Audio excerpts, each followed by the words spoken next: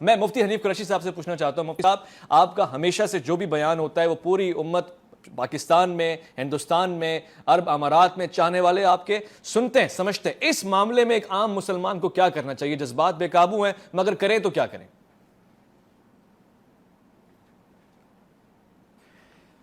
دیکھیں، جہاں تک کہ اس ملعون کی اس حرکت کا تعلق ہے جو اس نے خلفائے ثلاثہ کے اوپر اٹیک کیا ہے، اور اس نے کہا ہے کہ خلفائے ثلاثہ نے اپنے دور حکومت میں جبر اور زبردستی کے ساتھ یہ آیتیں قرآن میں داخل کی، یہ سیدھا سیدھا آل بیت اطہار پر بھی واضح طور پر اٹیک ہے کہ خلفائے ثلاثہ نے اگر اس طرح کیا تو خلیفہ رابع حضرت سیدنا و مولانا و مرشدنا مولا کائنات مولا علی پاک کرم اللہ تعالی وجہ الکریم، یا پھر حضرت سیدنا شہزادہ رسول حضرت سیدنا امام حسن مجتبی اور جگر گوشہ مصطفیٰ حضرت سیدنا امام حسین علیہ السلام، ان ہستیوں نے اور باقی آل بیت اطہار کے جتنے افراد ہیں انہوں نے ان خلفائے ثلاثہ کی ان حرکتوں کو قبول کر لیا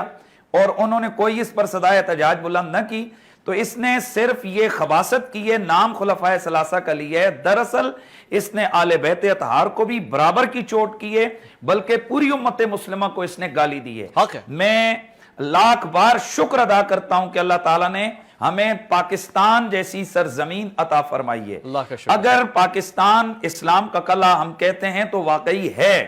کسی ملعون کی یہاں جرت نہیں ہے کہ اس طرح کی بات کرے، اور اگر کرے گا ہمارا قانون اس کو آڑے ہاتھوں لے گا، اور اگر ہمارا قانون اس میں کوئی ہیل و جت کرے گا تو یہاں پر کئی غازی کھڑے ہو جائیں گے اور وہ ایسے ملعونوں کے جسم سے اس دھرتی کو پاک کر دیں گے۔ میں انڈیا کے کروڑوں مسلمان ہیں، میں صرف یہ پوچھنا چاہتا ہوں کہ کیا ان میں کوئی غازی علم الدین کا وارث نہیں ہے؟ کیا ان میں کوئی غازی عبدالرشید کا وارث نہیں ہے؟ کیا ان کے اندر کوئی غازی عبدالقیوم کا وارث نہیں ہے؟ کیا ان میں کوئی حضرت خالد بن ولید کا وارث نہیں ہے؟ کیا ان میں رسول اللہ کے صحابہ سے پیار کرنے والا کوئی نہیں ہے؟ ایسے ملعونوں کا انجام یہ ہے کہ ان کے اس گندے وجود سے اس دھرتی کو پاک کر دیا جائے، اور یہ کام اصل میں ریاستوں کا ہے، حکومتوں کا ہے، لیکن جہاں حکومتیں خود ایسے پلیدوں کی سرپرستی کر رہی ہیں، مودی جیسے بدماشوں اور بی جے پی جیسی دہشت گرد، آر ایس ایس جیسی دہشت گرد تنظیمیں ہوں، اور ان کا موٹو اسلام اور بانی اسلام اور اللہ کی وحدانیت کے خلاف حرکتیں کرنا ہو،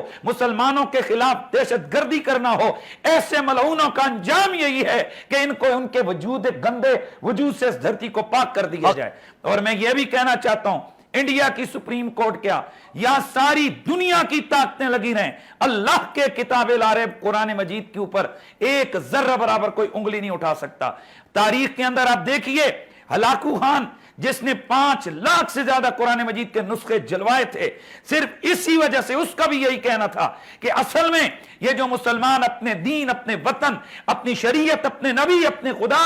اپنے قرآن کے لیے یہ جو مر مٹنے کا جذبہ رکھتا ہے، بڑی بڑی طاقتوں سے ٹکرا جاتا ہے، تو دراصل اس کی رہنمائی کرنے والی کتاب قرآن ہے۔ اس قرآن کو جلاؤ۔